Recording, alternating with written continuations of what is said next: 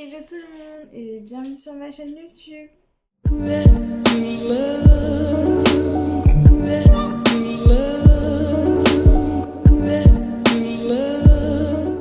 Bonjour à toutes et à tous, j'espère que vous allez bien. Moi ça va, merci. On commence à avoir notre petit rendez-vous du dimanche, je trouve que c'est bien. Donc voilà, j'essaie d'être régulière dans mes vidéos, en tout cas j'espère que ça se voit. J'essaie de m'améliorer aussi au niveau du montage et de la qualité d'image et la qualité du son. Donc le son c'est un peu compliqué parce que j'ai pas de micro, mais en tout cas j'essaie de faire de mon mieux. Donc j'espère en tout cas que ça vous conviendra. Alors aujourd'hui on a une grosse vidéo sur l'allaitement.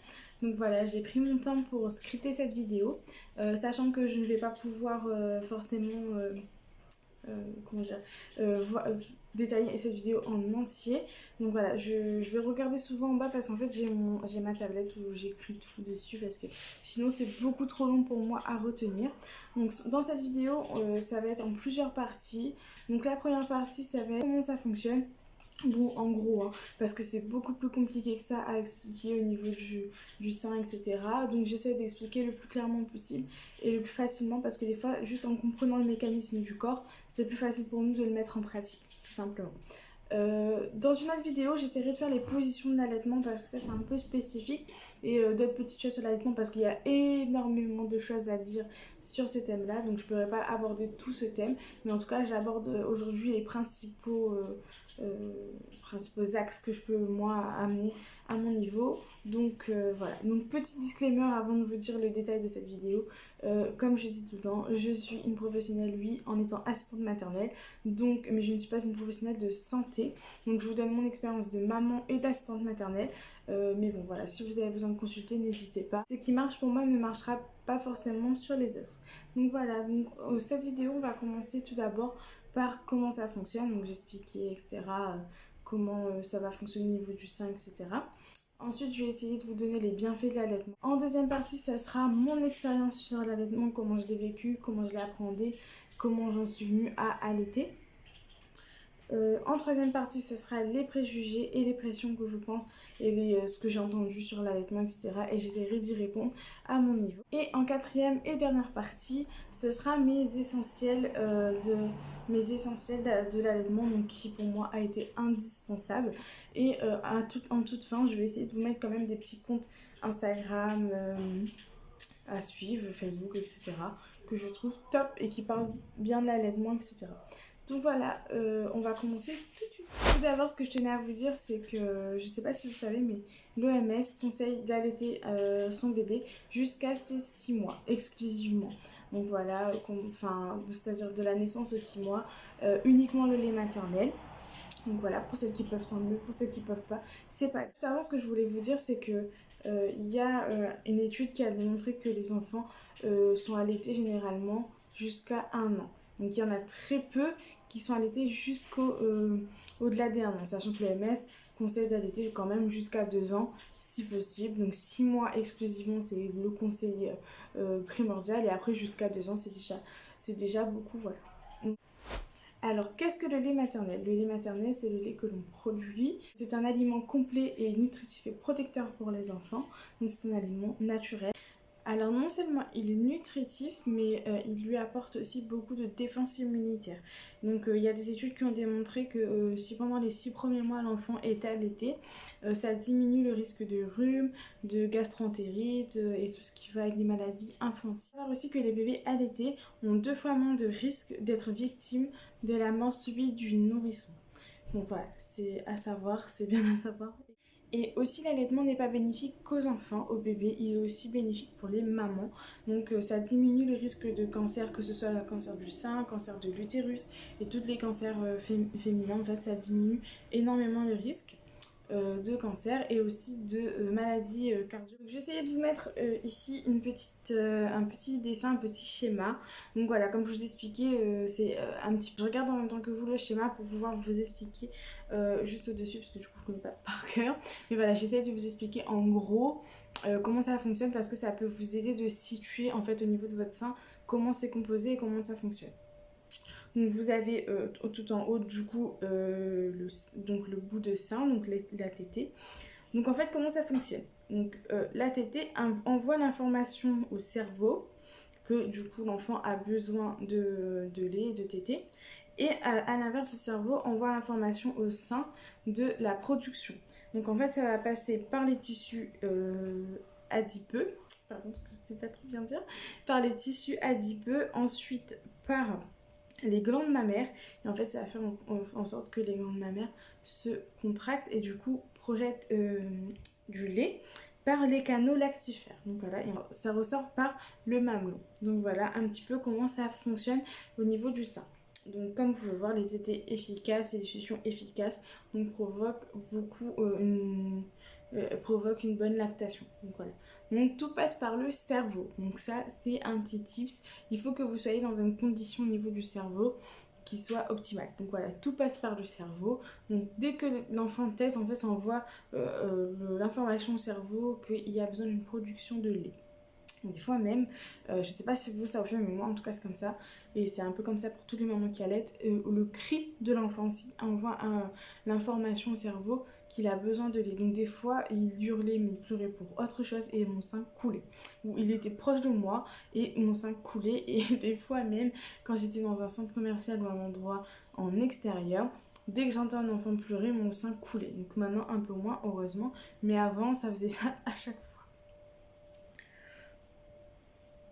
Donc voilà un petit peu pour le fonctionnement et les bienfaits de l'allaitement. Donc voilà, c'est en gros, hein, vraiment je ne vais pas rentrer dans les détails, etc. Mais sachez qu'il y a énormément de bienfaits à l'allaitement maternel. C'est naturel, c'est pratique. Après aussi un des bienfaits, c'est l'aspect financier. Il faut se le dire, c'est une... Comment dire, c'est au niveau de l'aspect financier, c'est un grand économie d'argent. Parce qu'il faut savoir qu'une boîte de lait artificiel, ouais, j'ai un lait artificiel, normalement c'est le lait maternisé. Une boîte de lait maternisé, ça coûte entre 16 et 18 euros, voire des fois 20 à 22 euros selon la marque. Donc c'est quand même un coût, sachant qu'un bébé, un nourrisson, ça a besoin énormément de lait. Et on gaspille aussi beaucoup de lait parce que des fois on leur donne, ils ne veulent pas la quantité demandée, etc. pour trouver la bonne quantité. Donc voilà, sachant que... Enfin, comment dire, j'ai fait les deux, donc je sais qu'au niveau d'économie, l'allaitement est beaucoup plus économique que le lait maternisé. Donc voilà un petit peu les pour de l'allaitement. Ensuite, je vais vous parler de mon expérience à moi. Donc comment je l'ai vécu, comment j'en suis arrivée à allaiter. Donc déjà, tout d'abord, sachez que de base, avant d'avoir des enfants, j'avais toujours dit que je ne voulais pas allaiter. Donc je ne voulais absolument pas allaiter mes enfants, mais alors vraiment pas du tout. Et ensuite, au fur et à mesure, j'ai mûri l'idée, aussi grâce à mon conjoint. Parce qu'en fait, il m'a développé l'idée de peut-être allaiter, etc. Au début, j'étais pas trop pour parce que j'avais énormément d'idées reçues sur l'allaitement parce que pour moi c'était ça faisait mal, je vais avoir mal, ça va pas être agréable, je vais pas dormir, etc. Ça sert à rien, moi je donne des bons et puis voilà. Donc dans ma tête c'était comme ça. Ensuite, en ayant travaillé dans la petite enfance et en m'intéressant un petit peu plus à l'allaitement, et aussi par les échos que j'ai entendus, ça m'a de plus en plus intéressée. Et du coup, au moment où je suis... Enfin, un petit peu avant de tomber enceinte, je me suis dit... Enfin, si quand même, je pense que j'ai vraiment envie d'allaiter, donc on verra comment ça fonctionne. Comment ça va se passer, comment ça va aller. Je verrai au moment un jour où je serai enceinte. Je suis tombée enceinte et au moment où je suis tombée enceinte, ça a été pour moi une évidence que j'allais. Et tout le long de ma grossesse, pour moi, c'était absolument hors de question que je donne le biberon. C'était je veux allaiter, je veux allaiter. Après aussi parce que j'étais dans la petite enfance et que je connaissais les bienfaits de l'allaitement, que je me suis renseignée, etc. Et en fait, dans ma tête, je me suis conditionnée à, même si ça fait mal, même si ça va être douloureux, même si j'aurais du mal, je veux absolument allaiter. C'était pour moi une obligation. À tel point que pendant ma grossesse, je n'ai pas voulu acheter de biberon. J'ai vraiment acheté sur la fin. J'ai acheté 2 biberons, mais vraiment juste pour dire que j'en avais 2 au cas où. Mais j'étais tellement dans la tête comment dire, persuadée que j'allais arriver, je me suis dit non, il faut que j'allaite, il faut que j'allaite, il faut que j'allaite. Donc pour moi c'était comme ça. Donc à chaque fois qu'on me posait la question, pour moi c'était évident, c'était oui j'allaite. Donc voilà, je veux allaiter, oui j'allaite, je sais ci, je sais là. Donc voilà, donc sachant que autour de moi j'avais pas une culture de l'allaitement très grande parce que ma maman m'a pas allaité, donc voilà, c'était un choix personnel, ça paraît que je la comprends, mais en tout cas ça va pas empêcher de me soutenir en tout cas dans mon allaitement, mais réellement beaucoup. Donc voilà, et aussi j'ai été beaucoup entourée au niveau de mon allaitement. Au tout début, donc à la maternité, sachant que j'ai accouché par césarienne, donc ça je ferai une vidéo sur mon accouchement. Ça a été un petit peu compliqué la première tétée, donc j'ai des photos, j'ai la première tétée, ça restera fou pour moi un moment inoubliable on va dire, parce que c'était tellement beau, c'était tellement une connexion. Mais à la fois, j'ai senti la douleur. Je me suis dit, ah, effectivement, ça fait très mal. Donc voilà, c'était ça le premier ressenti. Mais après, il y avait une raison à cela parce que normalement, l'allaitement n'est pas censé faire mal. Ça n'est pas censé être douloureux. Si c'est douloureux, c'est qu'il y a quelque chose qui ne va pas. Donc voilà, ça maintenant je le sais après le recul, mais sur le coup je ne savais pas. Donc je me suis dit, ça fait mal, c'est normal, laisse-toi faire, ça va aller. Donc du coup, les premiers jours, j'ai eu une montée de lait assez rapide. Je crois le deuxième jour, le lendemain de mon accouchement, j'ai eu une montée de lait. J'ai eu la montée de lait, donc moi, j'ai pas eu absolument pas de problème pour la montée de lait. Donc ça, merci, ça s'est bien passé. J'ai pas eu de problème à ce niveau-là. Donc j'ai eu une montée de lait assez rapide. Et aussi, en tout cas, en fait, maintenant je le sais, un peu moins maintenant, mais en tout cas au début, j'ai eu une hyperlactation. Donc ça veut dire que mon lait par colostrum, donc c'est une espèce un truc qui sort, que c'est un peu pâteux, un peu gluant, un peu collant même. Donc voilà, c'est un petit truc qui sort et c'est très nutritif pour les enfants. C'est le truc le plus primordial, je pense, le premier truc, le colostrum quand il sort. Donc voilà, j'ai eu du colostrum et dès le lendemain, j'ai eu direct la montée de lait, de lait maternel. Donc voilà, j'étais très contente parce que j'ai pas eu de mal à avoir une montée de lait. Et c'est ce qui me faisait peur. Et pas du tout, j'ai eu au contraire une hyperlactation. Donc Pépé, le pauvre, il se prenait plein de lait partout dans la figure parce que ça agissait de partout. Donc voilà, j'ai eu ça. Alors ensuite, au fur et à mesure des jours, j'ai commencé à avoir très mal. Parce qu'au niveau des bouts de sein, j'ai eu des crevasses. Alors je sais pas, je vais essayer de trouver une photo avec des crevasses, à quoi ça ressemble. Donc je vais essayer de vous mettre là. Donc ça fait extrêmement mal les crevasses. Mais je peux pas vous dire à quel point ça fait mal. Ça fait très mal. Ayant vécu un accouchement quelques jours après, ça m'a fait très mal. Mais en fait, j'étais tellement, comment dire, bornée dans la tête, je voulais absolument allaiter. Je me disais, mais non, mais ça fait mal, mais c'est normal, c'est pas grave, ça va aller, vas-y, continue. Mais j'avais vraiment beaucoup de mal à le mettre au sein parce que je savais que ça allait me faire mal. Du coup, j'appréhendais et je me mettais pas dans une bonne position pour l'allaiter. Et du coup, ça aggravait mon cas au lieu de s'améliorer. Donc voilà. Et j'avais aussi, ça c'est un petit truc, je pense que toutes les mamans ont. J'avais un peu honte de demander de l'aide. Maintenant, je sais qu'il faut demander de l'aide parce que c'est important. Donc j'avais honte d'appeler, de sonner, etc. Parce que voilà, je me disais, je vais les déranger et encore. Mais je crois que je les ai appelés plusieurs fois parce que j'arrivais toujours pas à le mettre au sein. Ou la deuxième chose que j'arrivais un peu moins à faire, c'était en fait, on nous conseille à la maternité, c'est dès que vous avez des crevasses de tirer votre lait et de faire des pansements de lait. Donc en fait, c'est de mettre un petit peu de lait maternel sur un petit... un coton stérile ou voilà, enfin un truc stérile, vous pouvez mettre dessus un peu de lait maternel et mettre sur votre maman. Donc voilà, c'est ce qui répare un petit peu les crevasses, ou même dès que vous avez fini de téter, de passer un petit peu dessus ou mettre de la crème sur le sein du coup pour apaiser la douleur. Voilà, j'ai continué, mais ça me faisait toujours mal. Et la veille de mon départ de l'hôpital, en fait, mon conjoint, oui, parce que moi, franchement, j'ai eu un chéri en or. Il m'a beaucoup aidé au niveau de l'allaitement. Donc, non seulement pour ça, mais pour extraire le lait aussi, parce que des fois, j'engorgeais un peu. Donc, pour extraire le lait, pour faire des pansements de lait, c'est pas très galant ce que je veux dire, mais c'est lui qui le faisait parce que j'avais beaucoup de mal à extraire mon lait. Toute seule, j'arrivais pas à le faire en fait, tout simplement. Et je pense que la fatigue n'aidant pas, voilà, il était beaucoup plus apte que moi à le faire et je le remercie pour ça parce que j'ai eu beaucoup de mal. Hein. Et je pense que sans lui, j'aurais peut-être arrêté. Il y a des moments où je lui disais, j'en ai marre, je veux plus, j'arrête, ça me fait trop mal et tout. Et après, je disais, non, ici, il faut que tu rêves, il faut que tu continues. Mais par contre, j'ai eu beaucoup de temps de sa part, c'est obligé à continuer. Il m'a dit, tu arrêtes quand tu veux. Si tu veux continuer, je respecte ton choix, mais réfléchis-y bien parce que ça a te tenir à cœur. Donc voilà. Donc j'en ai bien réfléchi et au final j'ai continué. Et en fait, la veille de notre départ, voilà, donc mon conjoint a remarqué la veille du départ que mon fils avait un frein de langue en fait qui était assez rapproché. Donc il a demandé à la sage-femme est-ce que c'était normal. Elle a dit ah non effectivement il y a un frein de langue. Donc dans ce cas-là ce qu'on va faire c'est qu'on va couper coupé en fait, donc ils sont partis voir, ils ont coupé le frein de langue, donc déjà là il avait une meilleure succion, il arrivait à mieux prendre le sein en fait et le téter, donc pour lui c'était plus agréable, pour moi ça l'était plus, et, euh, et j'avais moins mal. Et aussi ce jour-là, ce qu'elle m'a conseillé de faire, parce qu'en fait j'arrivais plus, le matin j'avais mis et je fais oh, mais c'est magique, c'est les bouts de sein.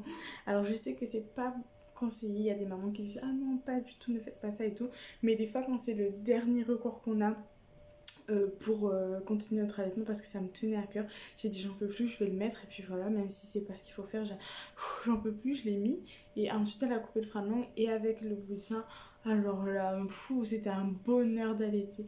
J'étais oh mais ça fait pas mal, c'est trop bien, ça me faisait pas mal, j'avais tellement, comment dire, ça m'a surpris en fait de pas avoir mal, et là j'ai ressenti maintenant c'est quoi l'allaitement ça me fait pas mal, donc voilà. Donc s'il y a un petit conseil que je peux vous donner, c'est faites-vous confiance, mais vraiment faites-vous confiance. Vous allez y arriver, si vous avez envie de le faire ou pas. Et si vous avez envie d'arrêter, c'est que c'est pas... C'est comme ça, c'est tout. Il ne faut pas forcer le dessin. Des fois, il faut juste arrêter parce que ça fait trop mal et je comprends.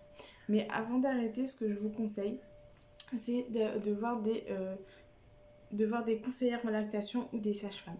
Surtout les conseillères en lactation. J'ai eu la chance une fois de pouvoir rencontrer une conseillère en lactation.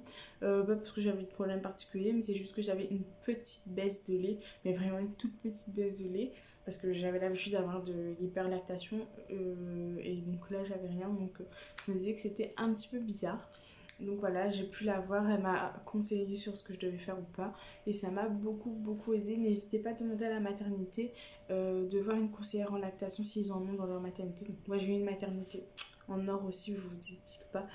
Un jour je vous ferai, quand je ferai ma vidéo sur l'accouchement, je vous parlerai de ma maternité, parce que vraiment j'ai une maternité mais j'aime trop en fait. Ils ont le label Ami des bébés, donc c'est un très bon label, enfin c'est un des meilleurs labels au niveau des maternités à avoir. Donc voilà, c'était super. Et puis, donc ils m'ont beaucoup conseillé, ils m'ont beaucoup accompagné au niveau de mon allaitement. Que ce soit au début jusqu'à la fin, ils m'ont toujours aidé et accompagné à ce niveau-là. Donc voilà un petit peu. Donc là, ensuite, j'ai continué avec le bout de sein pendant quelques mois, pendant jusqu'à ces 3 mois à peu près. J'ai continué à mettre le bout de sein, et un jour en fait ma maman m'a dit bah, est-ce que tu veux pas essayer sans le bout de sein juste pour voir ce que ça fait, peut-être qu'il réussira. Et moi je me suis dit bah non, il va pas réussir et tout. Je me faisais pas confiance, et je faisais pas confiance à mon fils en fait, parce que je sais pas, j'arrivais pas à penser qu'il allait réussir. Je pensais que j'allais avoir mal surtout, donc je me suis dit non non, si je vais enlever je vais avoir mal. Elle m'a dit essaye toujours. J'ai enlevé, j'ai essayé, je me suis dit mais non, il n'arrive pas à prendre, il n'arrive pas à prendre. Et au bout de la troisième tentative de succion, il a réussi à prendre le sein sans le bout de sein, il a réussi à former la forme qu'il fallait, etc. Et voilà, et depuis après j'ai arrêté de mettre le bout de sein, et maintenant ça fait, il a 8 mois, donc voilà, ça fait 8 mois que je l'allaite toujours, et que je ne pense pas arrêter pour l'instant. Enfin, en tout cas, je suis pas prête. Parce que on est parti. Maintenant, on est sur un allaitement mixte. Donc, depuis ces 5-6 mois, on est sur l'allaitement mixte. Parce que déjà, j'ai été contrainte à faire un allaitement mixte. Parce que j'étais en formation pendant un mois. Et j'avais un stock de lait, un stock de lait maternel au congélateur. Mais je savais pas si ça allait suffire ou pas. Et j'ai eu raison. Parce que ça n'a pas suffi. Donc, j'ai dû insérer en fait. Petit à petit des biberons de lait maternisé. Donc voilà, c'est un de mes plus grands, pas regrets, mais ça me fait beaucoup de mal en fait, parce que j'étais pas prête à insérer le lait maternisé, et jusqu'à maintenant je ne suis toujours pas prête à arrêter l'allaitement. Je ne veux pas. Je veux pas, je sais pas, c'est plus fort que moi, parce qu'en fait c'est un lien qu'on crée avec l'enfant qui est unique, parce que personne ne peut l'allaiter à part vous. C'est un lien indéfectible, si on peut dire ça comme ça. Et je trouve que c'est tellement beau l'allaitement. Après, l'allaitement a ses mauvais côtés aussi. C'est très fatigant. C'est très épuisant. Parce que non seulement c'est fatigant parce qu'il faut se réveiller souvent. On peut pas relayer, on peut pas demander de l'aide. Donc là, en fait, on peut pas. On peut, mais si vous voulez faire que de l'allaitement et pas donner de biberon, c'est un peu plus compliqué. Parce que là, il n'y a pas de biberon à donner au niveau de votre conjoint ou la personne qui vous aide. En fait, c'est juste vous. Donc voilà.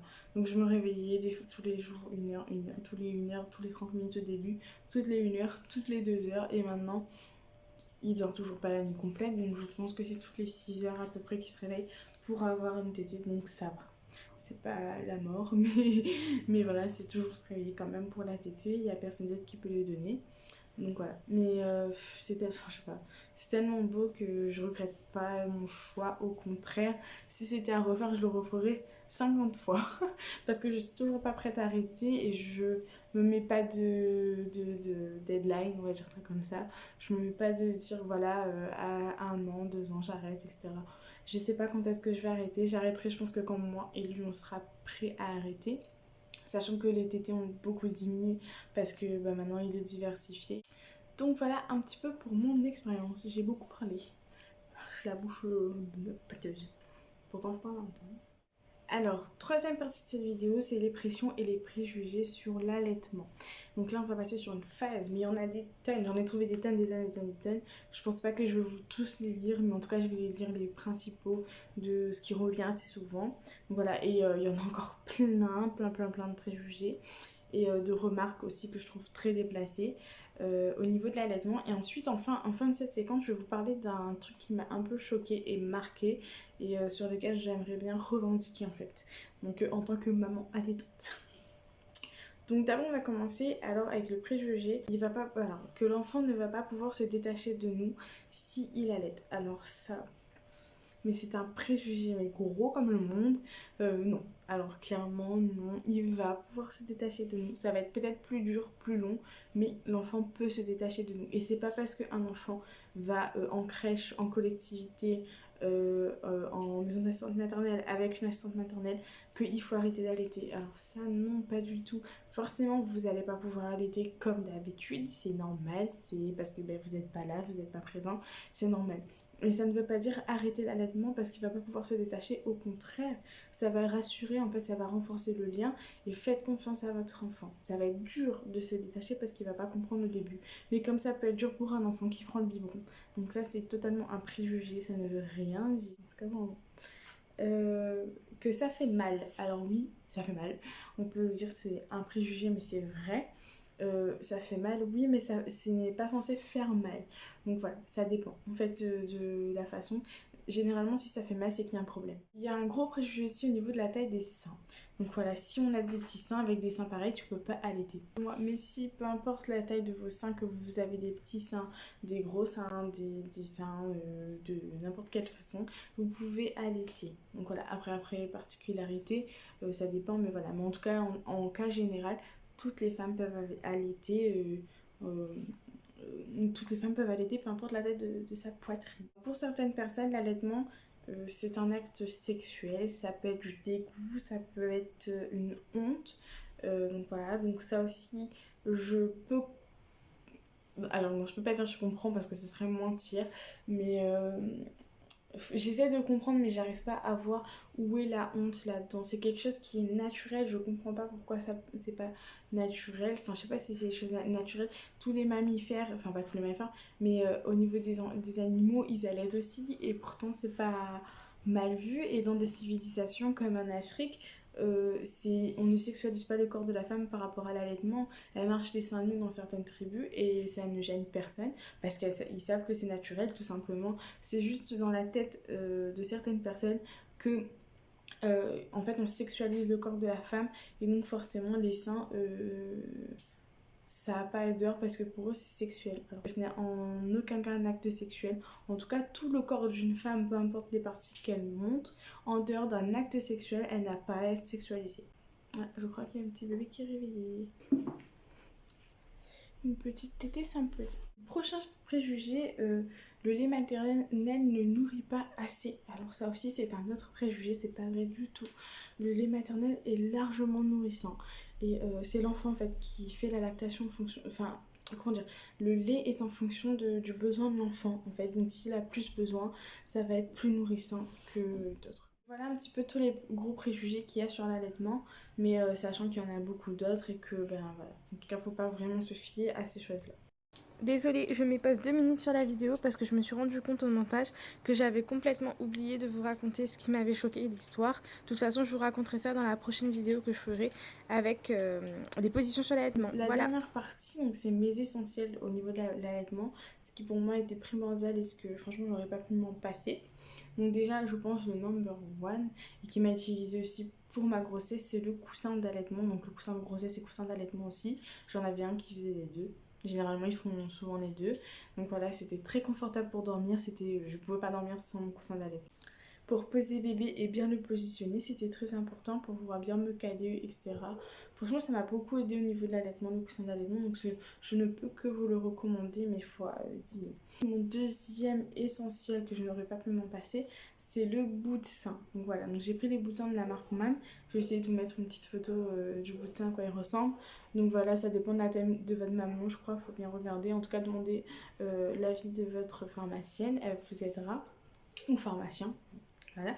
Mais voilà, donc les bouts de sein pour moi ça a été primordial, comme je vous expliquais un petit peu plus tôt au niveau de mon expérience. Donc ça a été pour moi important d'avoir le bout de sein parce que ça m'a permis de continuer mon allaitement. Et donc voilà, donc s'il y a besoin, moi ce que je vous conseillerais c'est de quand même l'acheter. Même si vous savez pas si vous avez besoin ou pas, prenez-en un pas trop cher parce que ça peut être utile au niveau de l'allaitement. Ensuite, la crème pour le mamelon, au début, ça a été très important pour moi parce qu'en fait, ça m'a permis de cicatriser au niveau de mes crevasses. Ensuite, je pense que ça, c'était un des plus gros trucs que je m'en sers encore maintenant, c'est le soutien-gorge d'allaitement. Donc, mon soutien-gorge d'allaitement, j'en ai investi dans quelques-uns, sachant que c'est très cher. Moi, j'en ai trouvé des pas chers, j'en ai trouvé par deux à la halle. Donc, je sais pas si ça peut vous aider, mais essayez de peut-être regarder, je sais pas si on a encore. Mais en tout cas, quand j'étais enceinte, j'ai pu en trouver à la halle parce qu'ils étaient vraiment pas chers. Ensuite, il y avait des promotions, je sais, parce que généralement, quand ils font des trucs chez Carrefour ou chez Run Market, etc., ils font aussi souvent des promotions quand il y a les périodes bébés. Ensuite, il y a eu le coussinet d'allaitement. Donc, le coussinet d'allaitement, c'est ce qu'on met en fait entre le soutien-gorge et notre sein pour pas qu'il y ait des fuites. Alors ça m'a beaucoup aidé, mais ça n'a pas été suffisant parce que comme je vous expliquais, j'ai eu une hyperlactation. Donc en fait mon sein coulait et des fois je tachais tous mes t-shirts. En plus j'avais des rendez-vous professionnels, je tachais mes t-shirts parce que j'avais les seins qui coulaient. Donc je m'excusais en disant que j'avais un bébé. Donc on m'avait conseillé de prendre la coque d'allaitement. Donc j'avais pris, au début ça m'aidait beaucoup parce que ça faisait des recueils. Mais ensuite en fait j'ai rapidement compris que ce n'était pas trop bénéfique non plus la coque d'allaitement. Donc c'est pas quelque chose que je vais vous conseiller. Parce qu'en fait la coque d'allaitement, oui, ils vont beaucoup recueillir, mais ça va faire pression au niveau de vos seins et au niveau de vos glandes mammaires. Et en fait, ça va faire une production de lait encore plus. Donc, vous allez des fois déborder alors qu'il n'y a pas forcément besoin. Et des fois, ça va engorger votre sein aussi. Donc, ça fait très mal quand ça engorge. Donc, voilà. Donc, je sais pas. En tout cas, moi, j'ai essayé. Ça m'a aidé pendant un temps, mais en fait, je me suis rendu compte que je coulais quand même. Et je me suis dit, c'est pas possible, ça va jamais s'arrêter. Et quand je le mettais pas, j'arrêtais de couler. Donc, je me suis dit, bon, peut-être que si j'arrête et tout, et depuis que j'ai arrêté de couler au niveau des seins. Donc voilà, donc faites attention, peut-être aussi que ça appuie au niveau de vos glandes mammaires et c'est ça qui fait que vos seins coulent en fait, que vous ayez des fuites. Donc voilà un petit peu au niveau de mes essentiels trucs, enfin mes essentiels au niveau de l'allaitement. Donc voilà, je finirai là-dessus pour cette vidéo. Comme je vous ai dit, je vous mettrai des petits comptes à suivre dans la barre de description au niveau de l'allaitement si ça peut vous aider. Il y a un compte Instagram en tout cas que je suis tout le temps et que j'adore, franchement ça s'appelle Boobs. Voilà, je vais vous l'écrire ici. Et c'est trop bien. Et il y a un groupe sur Facebook aussi, ça s'appelle, je crois, c'est Mamalaitante 974. Donc je vais vous mettre ici aussi sur Facebook. Donc voilà, c'est un petit groupe que si vous allaitez, vous pouvez rejoindre. En tout cas, j'espère que cette vidéo vous a plu. N'hésitez pas à me le dire en commentaire. N'hésitez pas à mettre un petit pouce bleu, à vous abonner. Donc voilà, à me suivre aussi sur mes réseaux, que ce soit Instagram, TikTok ou sur cette chaîne YouTube. Voilà, donc n'hésitez pas à vous abonner. Je vous fais de gros bisous et je vous dis à très bientôt. Bye!